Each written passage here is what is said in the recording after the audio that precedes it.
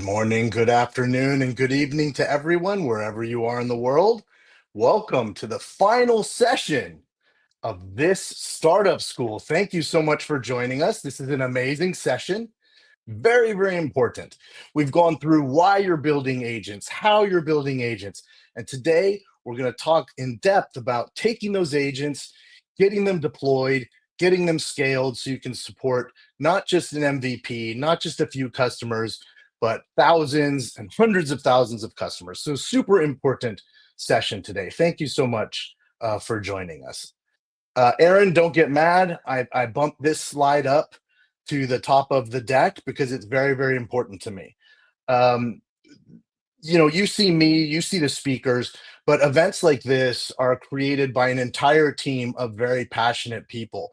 And our goal is to create the best possible content for you. We really want this to be the best use of your time. And in order to do that, we need your feedback.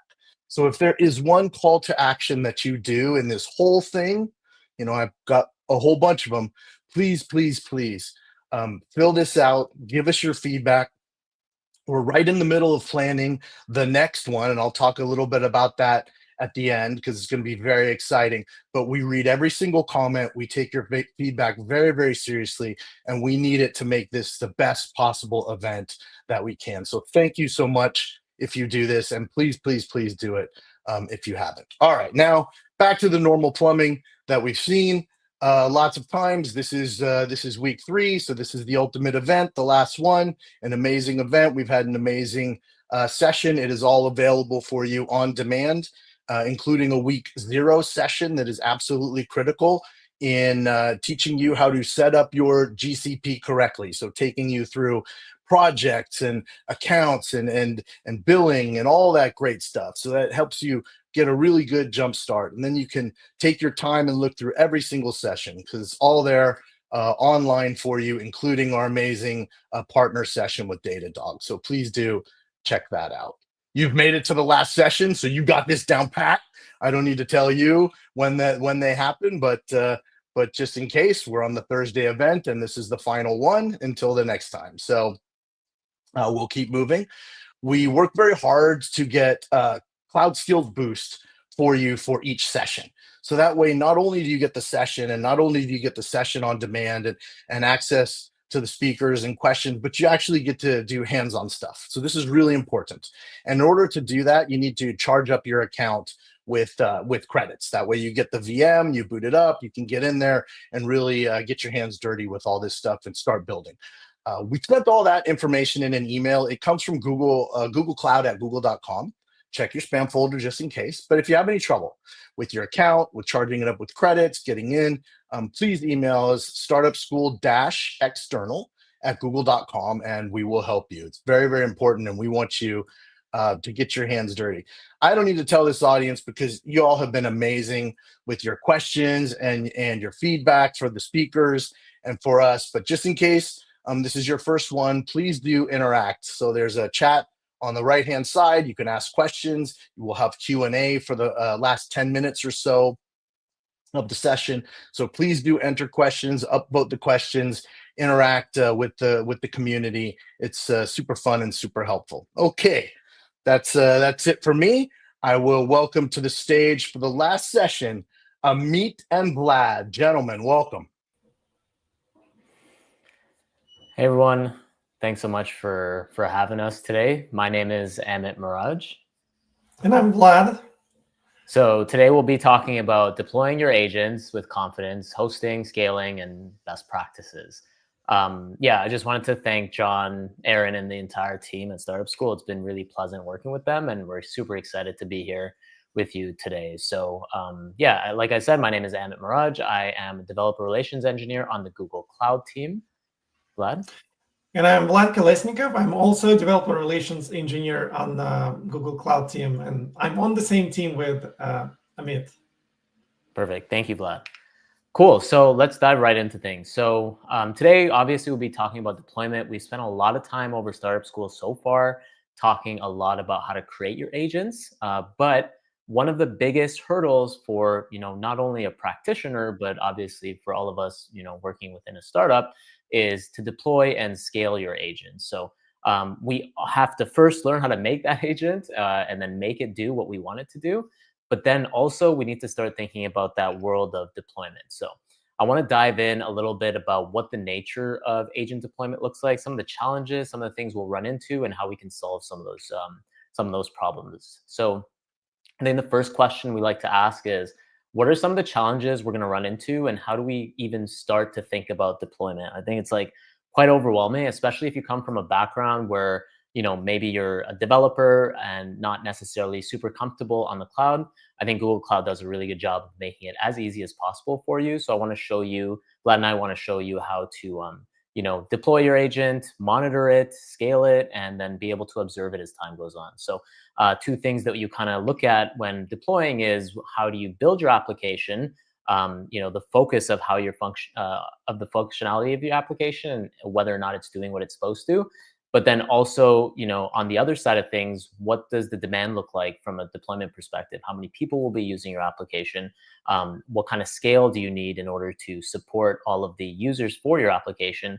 What kind of versioning do you need? Maintainability, what kind of monitoring and observability? Is just a lot to think about. And sometimes, obviously, it can get like quite overwhelming. So with that being said, this robot here, which has been a common theme in our presentation, you'll see as time goes on, is kind of representative, at least for my feelings, when it comes to deployment. Luckily, I've never been in this position where I'm the robot and I've broken something like catastrophic in production. But we obviously don't want to get to that point where we have to be online on a weekend and having to worry about our servers and supporting traffic and things like that. So how do we prevent this from the start, and what do we need to know in order to get to that point? So there are a couple of things, or a few things, that we want to focus on when designing for deployment. Three of them that we want to prioritize is simplicity, cost, and control. If you've kind of been in the cloud space for some time, this is very reminiscent of the CAP theorem, the consistency, availability, and partition tolerance. Similarly, kind of different now in today's world is that a lot of the cloud providers, including GCP, have solved a lot of those CAP theorem kind of challenges with advancements in cloud technologies and hardware. But now we have kind of different challenges that are very reminiscent. So we want to prioritize how simple do we want our application to be, our deployment, what is the cost associated with it, and then the control that we want. So first, anytime you're building something, especially when it's a proof of concept or something that you kind of want to try to test out or scale up slowly to begin with, you kind of want to start as simple as possible. How easy do you want your deployment to be? Will it be in production? And how many customers do you want to serve? And how can you get from that 0 to, I guess, 80% without needing to have to focus too much on the nuances of deployment? The next thing is, as startup folks in startup, we want to also make sure that whatever cost is associated with our deployment is balanced out effectively. We don't want to pool too many resources into cost such that it is prohibitive for getting our agent online or our application online as quickly as possible. But we want to make sure the cost is kind of low and it's worthwhile for whatever we're building, depending on what you are building and how many customers you want to kind of scale up to. And then obviously customizability. There are so many different options and all of the different cloud providers, and there are many kind of rabbit holes you can go down with respect to deployment and scalability. What kind of hardware requirements do you have? What does your deployment strategy look like? Do you have CI/CD set up, and resource control and things like that? So when you combine all these things, obviously there's a lot of concepts to consider. And so that's why today we wanted to focus on this idea, but simplifying it and kind of getting you to that point where you can, scale, deploy, scale, and put something into production and be as confident as possible with your application in production. So not only spending and focusing time on your application code, but being confident in your company's ability to put something online and have it serve production users, being able to look into it, monitor it, have a level of observability, logging, and tracing such that with confidence that whatever application you're building is available in production for everyone to be able to use. So with that being said, I'll pass it over to Vlad for our next piece here. Great. So I wanted to talk about ADK first. And when I say ADK, you probably understand that I mean Agent Development Kit. A development kit for creating agents that Google developed. It's open source, and at the previous sessions of the startup school, you probably heard about ADK a lot. And that's why we are not going to go deep into Agent Development Kit itself, but rather use it as an example of the toolkit that you leverage to create your agents, and also as an example of different deployment models that Google Cloud has to offer. And as you probably heard, ADK is not only the Python development kit, it's also a CLI. And the very first and fast way to run your agent and try it, if you develop it using Agent Development Kit, is ADK web command and web UI for that you run locally. You can also run it in the cloud, by the way, if this is the preferred way for you to interact with your agent. And I already have the research agent deployed. Research agent, that's something that we're going to use throughout this presentation a lot. Amit developed that agent as an example. And I took that agent and I ran it locally with ADK Web. And I asked the agent to teach me about AI. This is because teaching people about different topics is what this agent is good at. And again, and we'll talk about different tools that these agent employs. But ultimately, as you can see with ADK Web, which is the easiest way to run your agent, it still shows all the internals of Agent Development Kit and different events, such as calling tools and receiving the results from these tools. It shows the internals of underlying LLM calls. It also shows whether different tools embed different artifacts, and all those concepts that you either know already if you tried ADK, or learn if you really look into it. And there's a lot of features that you can explore with ADK Web. And this is really the way to look inside your agent and test it, which is very helpful. Now, this is about running locally.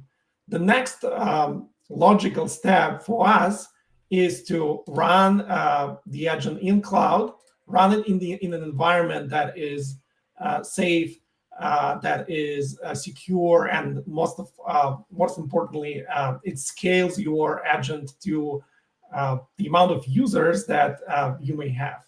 And that very first and straightforward way to deploy your agent is Vertex AI Agent Engine. Now, if we switch back to the slides, the next one. So Vertex AI Agent Engine, what is it? It's essentially a hosting runtime for your agents first. So it's runtime. It takes your agent's code, whether it's written with ADK or other supported development kits for agents, and it runs it. The second part that it provides as part of the kind of services that are also provided by Vertex AI and then tied to Agent Engine is the context management. Context management is those sessions with all these events and assets that your agent creates. So we kind of preserve the history, and you can go to those sessions as well as generate memory on top of it. And that's where Memory Bank comes forward. This is the service that we announced. We are not publicly made it available yet, but this is something that will enhance your agent's performance with long-term memory. Obviously, you should be able to test the quality of your agents, evaluate your agents, and for example, ADK provides that capability as well, and you can run it locally. But if you want to run evaluations on scale, you need the service, and this is where Vertex AI Evaluation Service comes forward. You want to monitor your agents, and we're going to show you how. And obviously, there will be additional tools coming later for simulation, for computer tools, and code execution.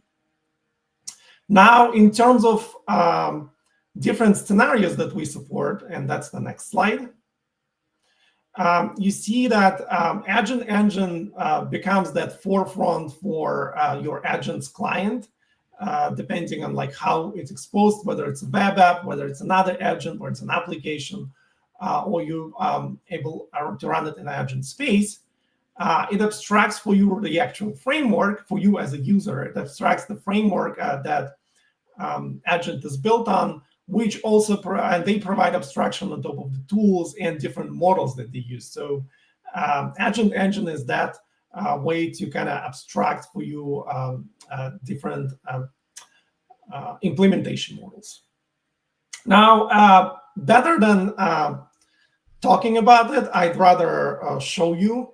And I start with a simple thing. I have that research agent deployed already, but I want to show you how to deploy it. So I have cloned a version of the repo that Amit created with research agent. These are the really a few lines that I need to specify. And if you ask what root agent is like, it's that agent that is actually provided by the research agent. You know, the usual way to run an application development kit agent is by agent development kit agent, excuse me, is to get that root agent. And if you run it before, like, you know, you create runtime, et cetera, et cetera. With Agent Engine, it's a bit different.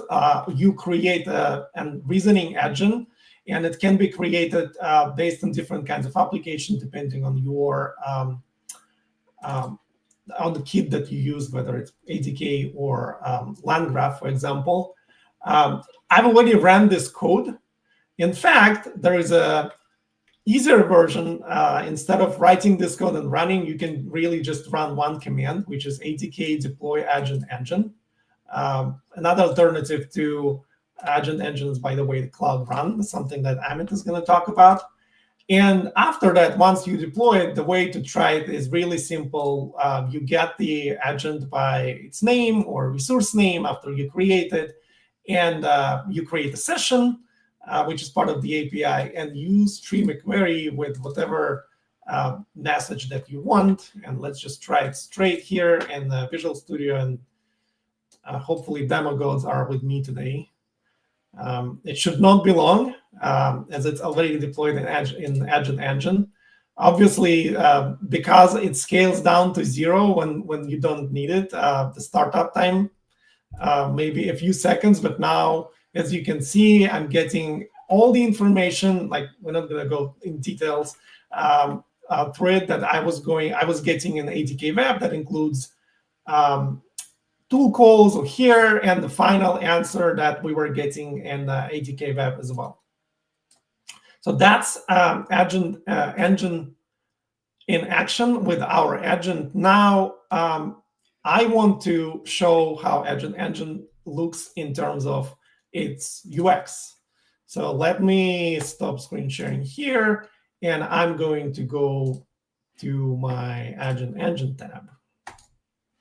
So this is just a few agents that I deployed in my project. This is our research agent. We can go inside. We can see, you know, graphs with query latencies and different performance characteristics, which is not a lot how you can see it, because that's agent that was deployed just today. And see inside the agent, you can see the sessions that myself as a user had with this agent, and those sessions are recorded, and people can you can delete it as well. Now, the one important part that people tend to always omit, and so far we talked about runtime, we talked about different tools and sessions, and even mentioned evaluation. Monitoring is probably the only part that we didn't talk about. And This is the monitoring inside, the Trace Explorer in the observability part of Google Cloud. And as you can see, I can look at my agent's calls. Like, for example, you can see this, you can find it by span name and other attributes. I can go inside and I can see how different tools and LLMs actually were called inside my agent, inside my run in the ADK with the agent that is deployed to agent. And can go from just the timing graph all the way down to actual LLM calls with details about it and the model and the system instructions, etc., etc. So you can really go deep inside how your agent performs on scale when it's used by your users, your customers, and that way you can debug and troubleshoot it just like any other application is done in the cloud. That's what I wanted to talk about in terms of Agent Engine and its capabilities. Now, back to you, Amit, for the next part of the journey. Thanks, Vlad. So yeah, super cool. Agent Engine gives you a lot of flexibility in terms of observability that you get for your agents, and it's super easy to get set up. So with that being said, however, I want to move on to Cloud Run. So Vlad and I want to teach you a little bit about what Cloud Run is and how you can use it to deploy your agents to give you that level of flexibility with a level of scalability that may be more supportive for your specific scenario. So Cloud Run is a managed platform by Google, gives you the ability to put your code fast, quickly, securely on top of Google's infrastructure. It combines like the flexibility, if you're familiar with containers, and the simplicity of serverless. It's kind of developed in such a way where it allows you as a developer or a DevOps team or an engineering team all together to get your code up into production as quickly as possible so that you can start serving traffic. And then it also gives you a huge amount of control and flexibility. There's a lot of benefits when it comes to serverless kind of architectures, and it's more than just the idea of like functions. Serverless allows you to build event-driven systems that can scale up and scale down, saving you cost, but also supporting scalability as time goes on. Cloud Run's pretty cool in this regard, where it can also support the deployment of containers. So if you have a specific container that you're trying to build or you want to build as a runtime, you can take that container, deploy it to Cloud Run, which is really nice because you can then take that same container if you want to and deploy it to GKE in the future, which we'll talk about shortly after the Cloud Run section. So what's also very cool about Cloud Run is that it also now supports GPU instances, and then also it supports concurrency, so you can scale up your containers on the fly, so you can have asynchronous multiple requests, concurrent requests at the same time, and have your Cloud Run instance serve it up. So pretty cool, the amount of things that you can do as a service. If I'm deploying, let's say, a web application, which I'll show you how to deploy as a part of a wrapper for your agent today. You have access to it via a URL that's automatically secure. It scales up and down according to your specifications. Has a bunch of events that you can hook into. And you also have revision history, which I'll show you how to take advantage of today as well. Similarly, on the other side, you can set up jobs within Cloud Run that allow you to execute jobs, whether it be manually or automatically specifically on some schedule, kind of like a cron job. So kind of limitless potential in terms of how you can build your infrastructure here and get up from like 0 to 100 in no time. So there's a lot of different ways to use Cloud Run to deploy your agent, and it really depends on your code and how you have it configured. You can deploy a container. If you have a container that you want to pull in already, let's say one that's already built, or if you're building your own container, or image, you can take that image and then put it up onto Cloud Run. It'll deploy it to Artifact Registry and then pull that into Cloud Run all within one command, super useful.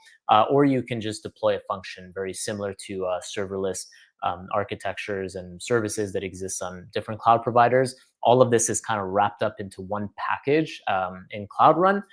gives you a lot of functionality with just one command and just having to learn one technology. So without further ado, I know you're probably kind of itching to see what the whole deployment process looks like. So today we're going to deploy the same research agent that Vlad showed just a moment ago. But more specifically, we'll deploy it to Cloud Run, and I'll talk a little bit about what that agent can do. I know that over the course of startup school already, there's probably a huge amount of agent stuff that you've probably already learned. I almost feel like we're at that point where if you know that like Oprah meme where she's like, you get a car, you get a car, you get a car. If you've been a part of startup school or have existed in 2025 until this point, probably know it's the same kind of idea, but with agents.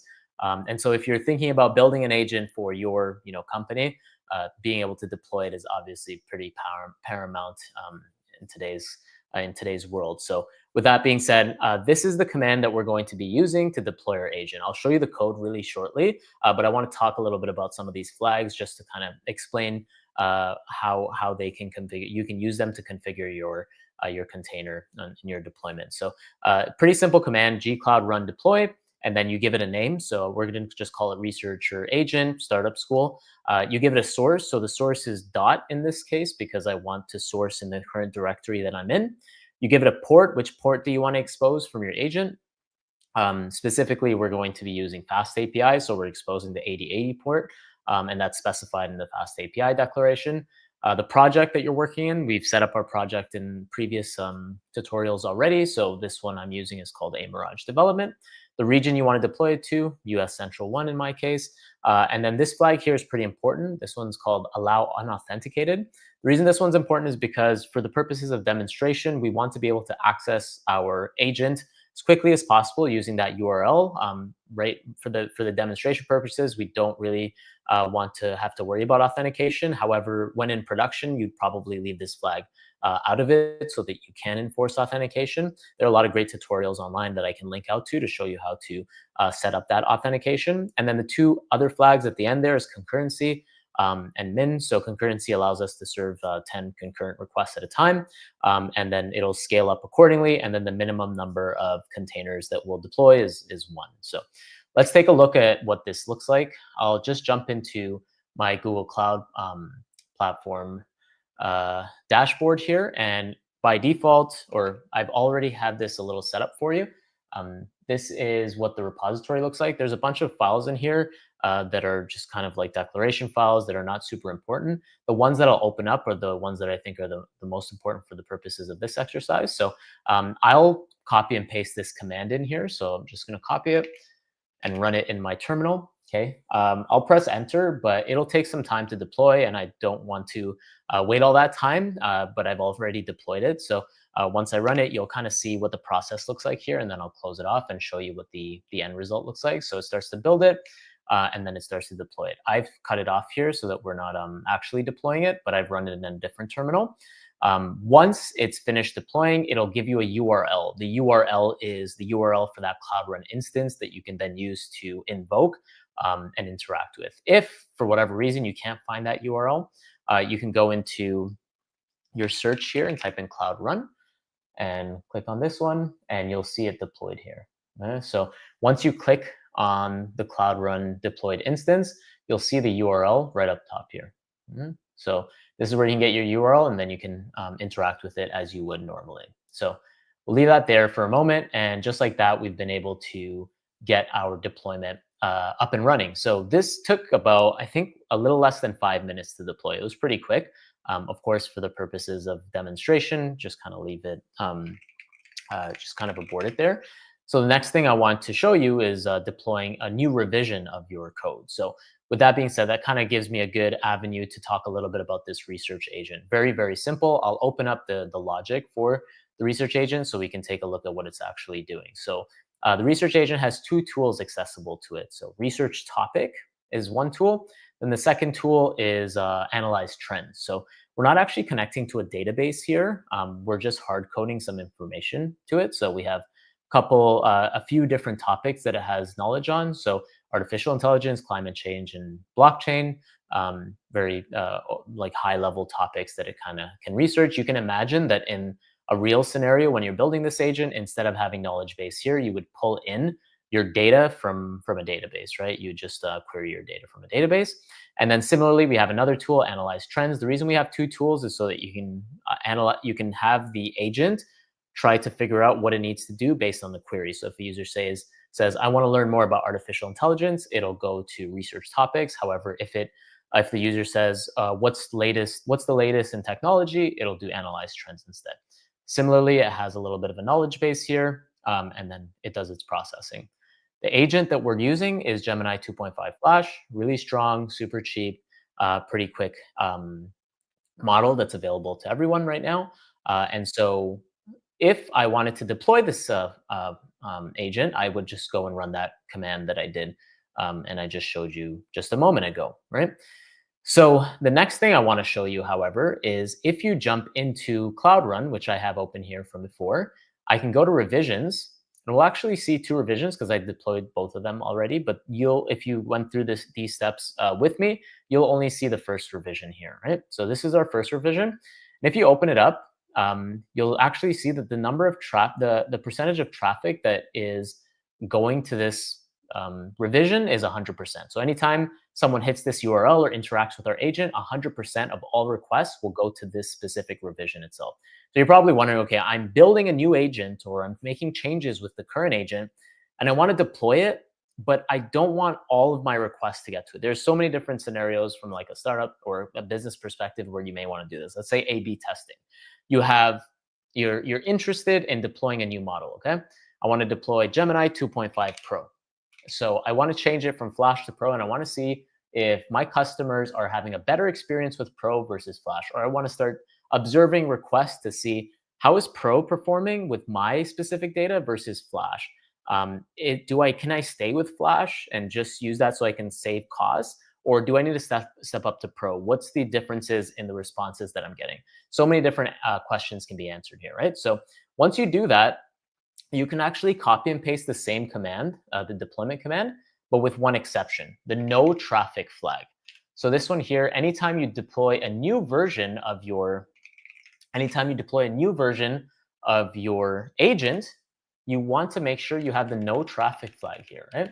And what that'll do is make sure that no traffic is actually going to the new revision of your agent. So you're always going to keep the one that you know is the most reliable. You'll deploy the new version, but you won't actually send any traffic to that new one, right? So I'm going to press enter here, and then I'll cancel it again just to simulate what the deployment would look like. So you go ahead and deploy it there, and what you'll get as a response is kind of something that looks like this, your researcher agent, the second version of it, right?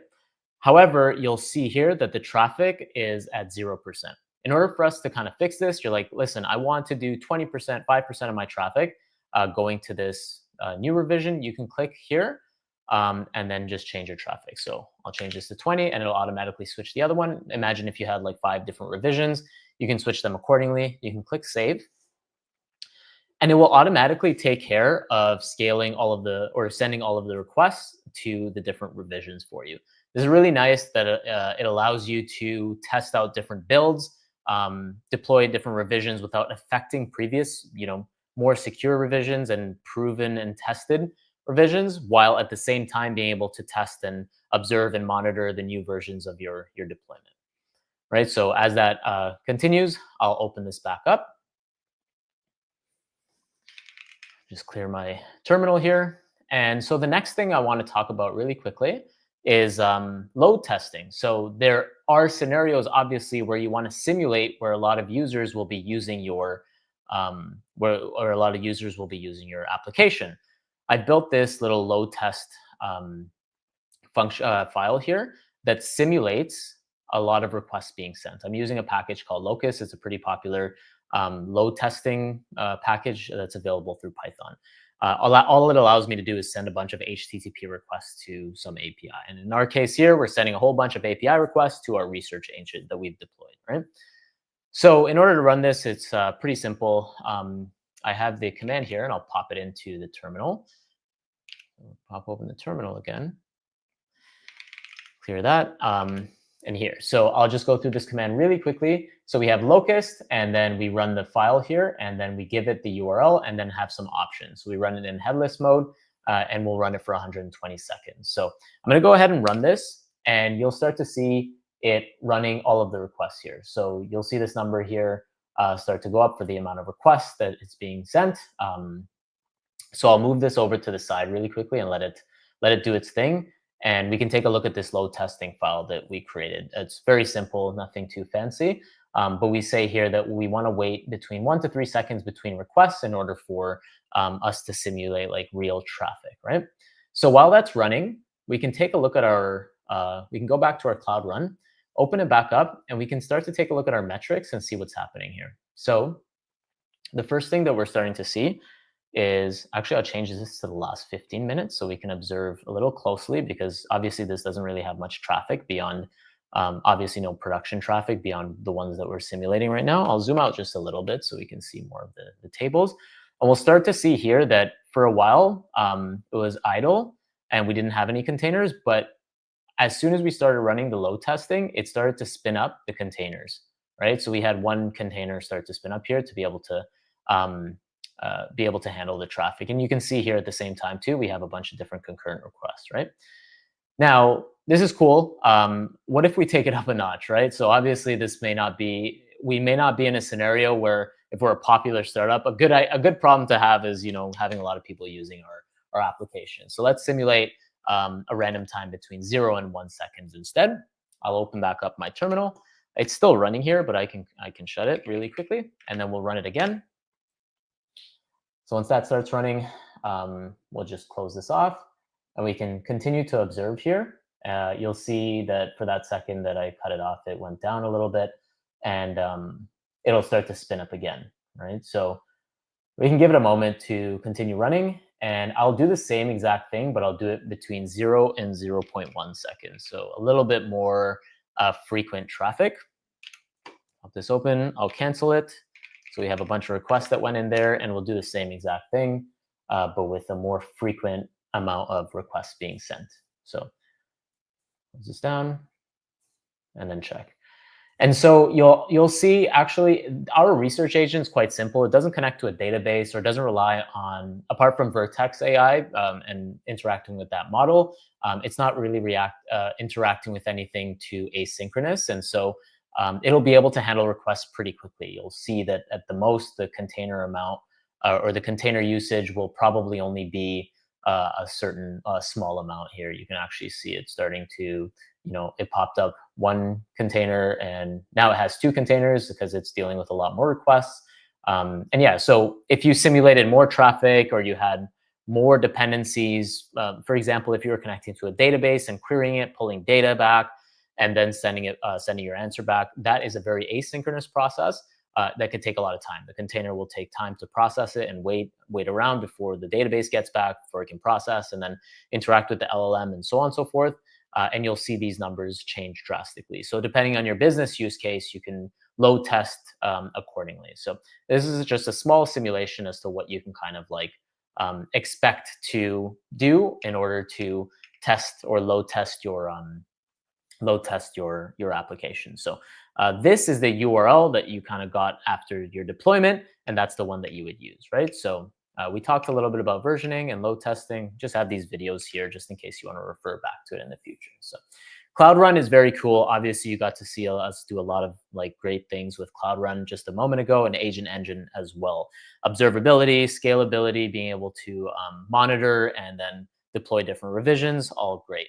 However, if you're looking for a bit more control, GKE exists too. So you're probably wondering throughout this entire presentation, what about GKE? GKE is like Kubernetes, Google's Kubernetes engine. So how does it differ from Cloud Run and the Agent Engine? Like what kind of decisions do you have to make as an engineering team or as a company to deploy to GKE versus Cloud Run or Agent Engine? So when it comes to building agents, there are a lot of similarities between Agent Engine and Cloud Run. They both support the development of agents. However, Agent Engine is more developed as a kind of service that takes care of a lot of the lower level processes for you. You just focus on the development of your agent, and it takes care of all of the deployment related things for you. Cloud Run, there is still a little bit of configuration and knowledge and expertise that's needed, but it supports variable traffic, cost sensitive workloads, It's obviously serverless. You can scale up, scale down. You're only charged when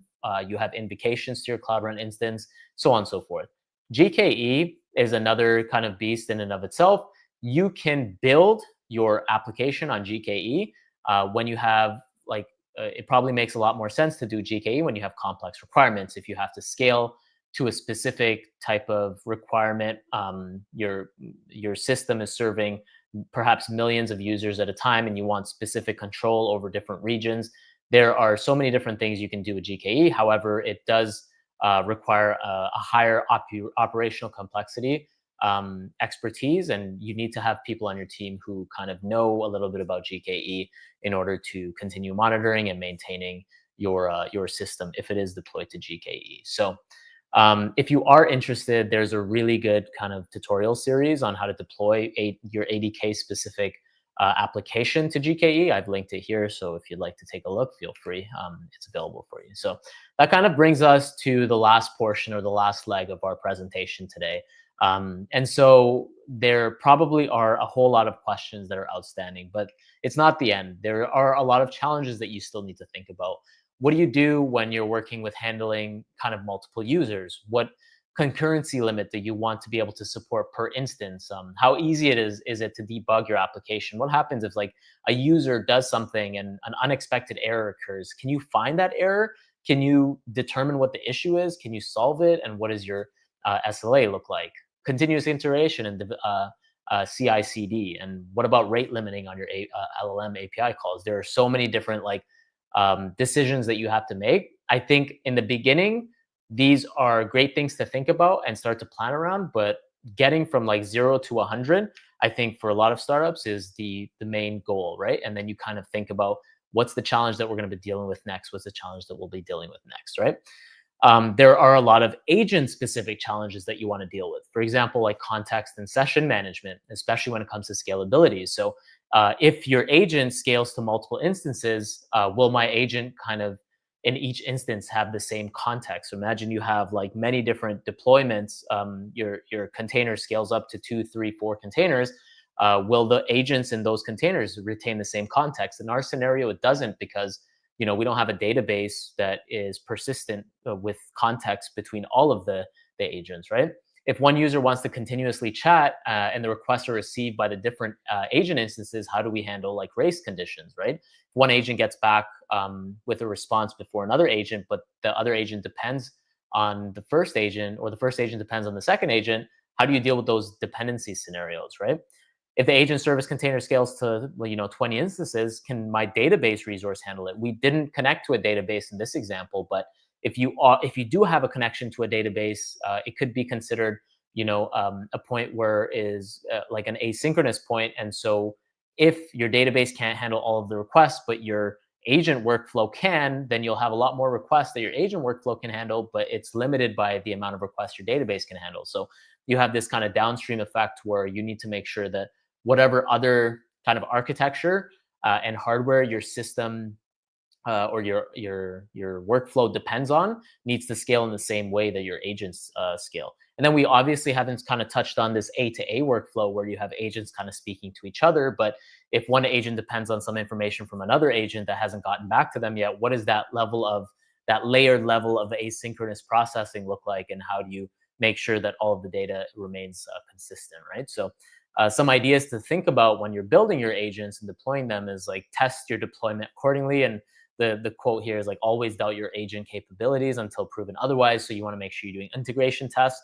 Does your agent respond as it's supposed to as a part of your application workflow? Let's say you're building a mobile app, and the mobile app needs to speak to a server, and the agent needs to respond and respond back to your app, and it needs to display. What does that whole flow look like?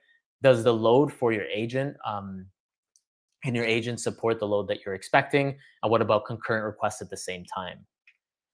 And then we talked a little bit about this before, but you probably through our demos have seen how powerful and important observability can be.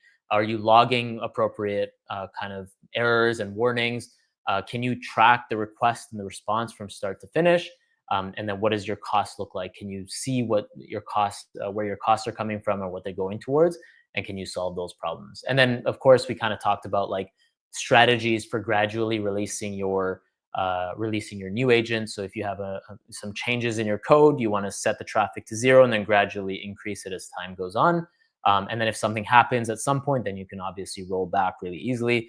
Use semantic versioning for tagging and versioning your agents, and all of the great good practices that we've learned over the past decades when it comes to software engineering is very widely applicable to agent development as well. So finally, that brings us to kind of the closing portion of our presentation today. I know we kind of only skimmed the surface, but I hope that this was helpful in your understanding of developing production-ready application with respect to building your agents. If you'd like to learn more, there's a great agent starter pack that the Google Cloud Platform team has put together. You can take a look at it through the link there on GitHub. But of course, Vlad and I are available for questions right after this as well. So thank you so much. Excellent. Thank you, gentlemen. All right. We're going to give Amit and Vlad a chance to read some of the questions, get a drink of water, and then we'll be right back for Q&A. So I'm going to do some slides. Okay, this is new.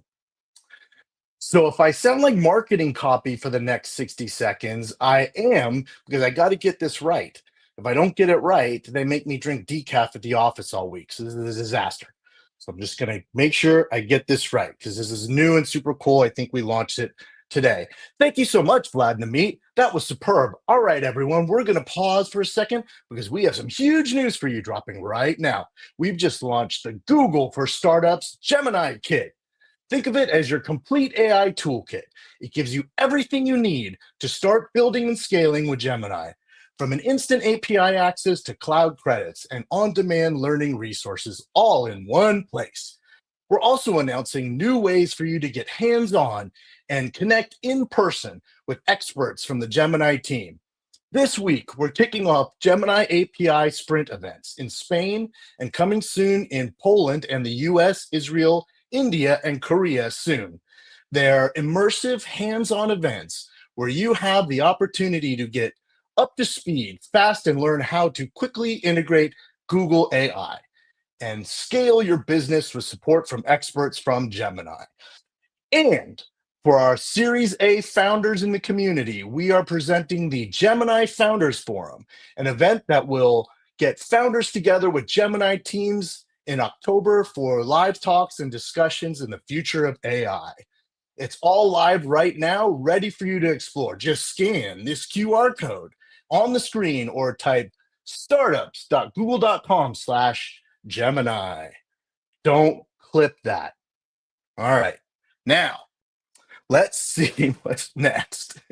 Google Cloud for Startups program. Please, please, please join. This is how you create a relationship with Google Cloud. My entire team, our whole job is to help you be successful in partnership with Google Cloud. So we work really hard to make sure this program can help guide you from making an MVP all the way through when you're $1 billion company and you look back and say, hey, I'm really glad I watched that presentation way back when. It played a small part in getting us here. So please do go sign up. It's where you can get cloud credits. We'll give you credits on GCP so you can go and test out everything you've learned today. I want to talk just a minute, maybe 30 seconds on this, because I got a lot of questions about costs and billing around ADK. So when you're building with ADK, you are building locally. When you do ADK Web, you are running locally. So you can incur costs because you are including a model. So you are calling a Gemini API. Now, the Gemini API has a free tier. So if there's no billing account associated with your Gemini free tier, you will continue to use Gemini up until your quota. If you exceed your quota, you'll start to get out of quota errors, but there will be no cost.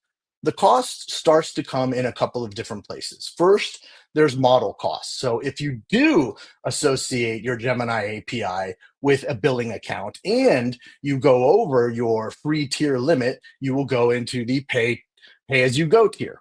And so that will start incurring costs. That will come out of your cloud credits. So when you're using your model and you exceed the free tier and you go into the pay as you go tier, that's where the cloud credits come in.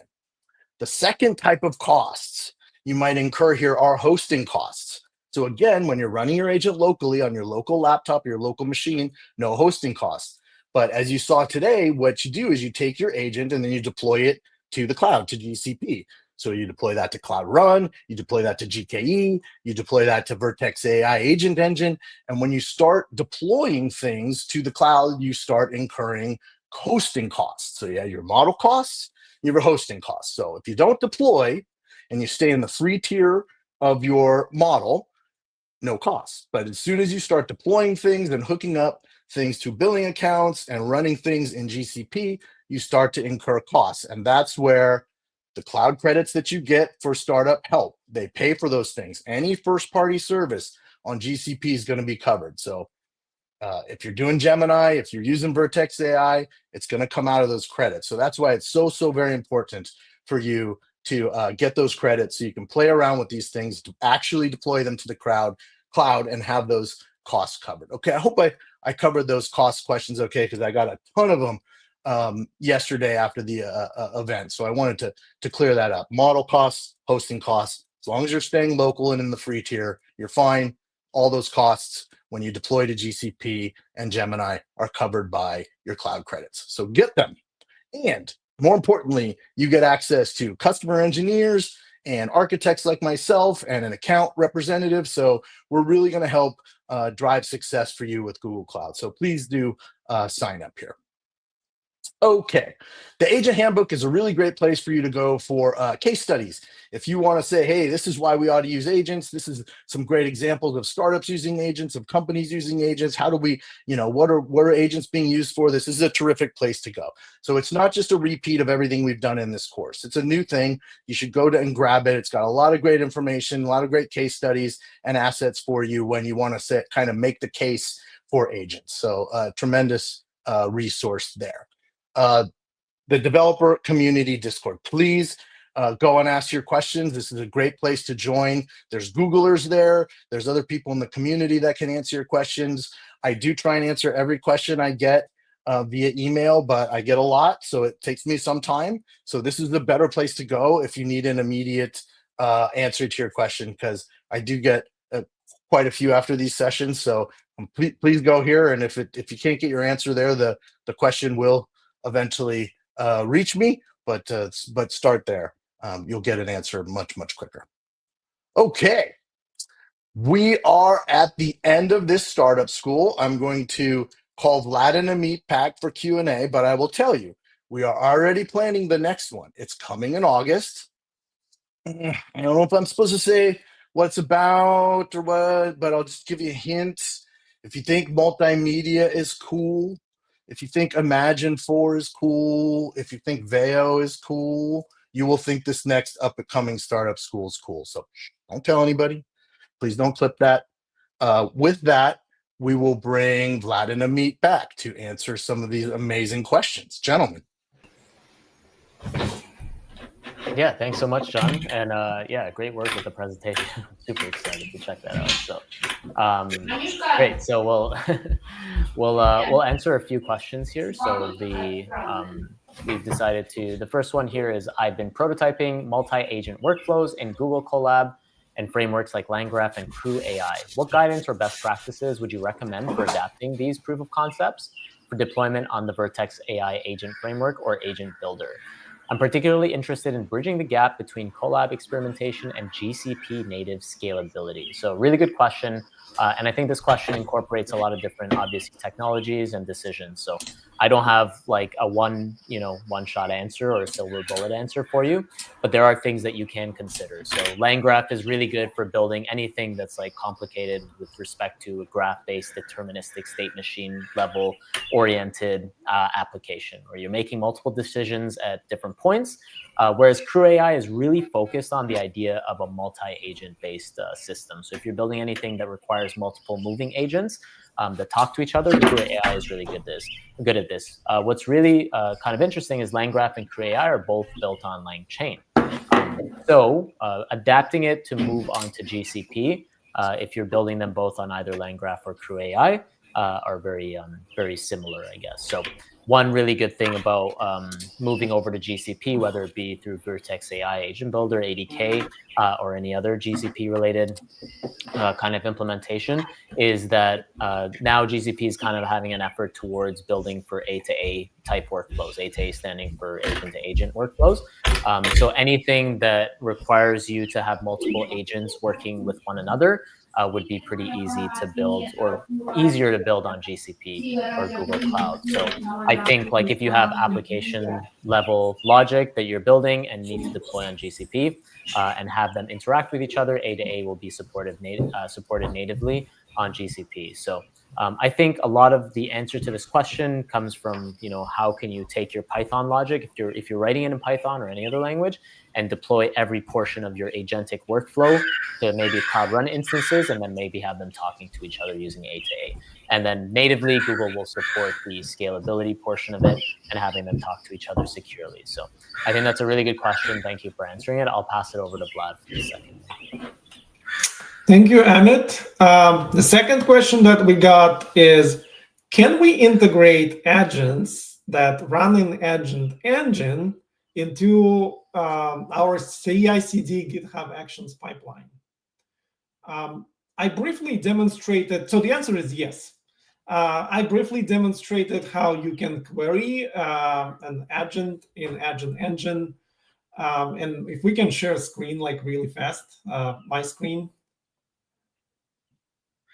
Maybe we cannot at this point. So the point is, this is the code. No, it's really straightforward.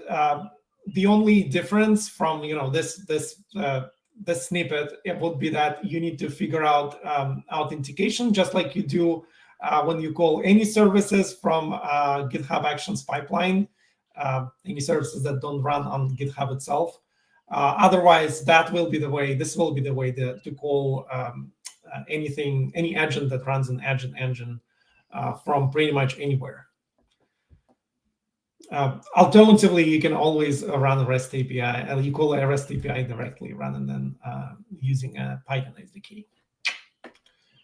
I think we can answer one more, given the timing. Can we use Gemini Code Assist and Gemini 2.5 Pro in Cloud Shell Editor to deploy the app and configure use cloud services? The answer is yes, with like asterisk. This is not something that you can go do straight, but just yesterday we released a new Gemini CLI. With Gemini CLI, you can use different tools, and you can use Gemini itself. You can use MCP tools and other capabilities. So that's the way really to make your development environment, including one in Cloud Shell, really powerful, and make this Gemini your true companion in developing your applications and deploying them as well. Like if you don't know something, you can ask Gemini how to do it, and it will answer. Is the Gemini CLI open source? Yes, Gemini is open source. Gemini CLI is open source. Yes. No way. Yeah. Is it free? It is free. In fact, you have Does it use Gemini Pro 2.5 reasoning? Yeah, 2.5 with reasoning. For free? For free. Shut it down, man. Come on. No way. Yeah, just Google Gemini CLI, install it, and your life will change after that. It is awesome. It is truly awesome. It is open source, it is free, and it is cool. So definitely go check that out. It is amazing. Thank you. Did we have any other questions we wanted to do? Oh, that's it, I think, and we are at time. Thank you so much, Vlad and Amit. Thank you, everyone behind the scenes, the entire team that put Startup School together. And thank you most to all of you. We really, really appreciate the privilege of your time. We will see you at the next Startup School in August. Take care.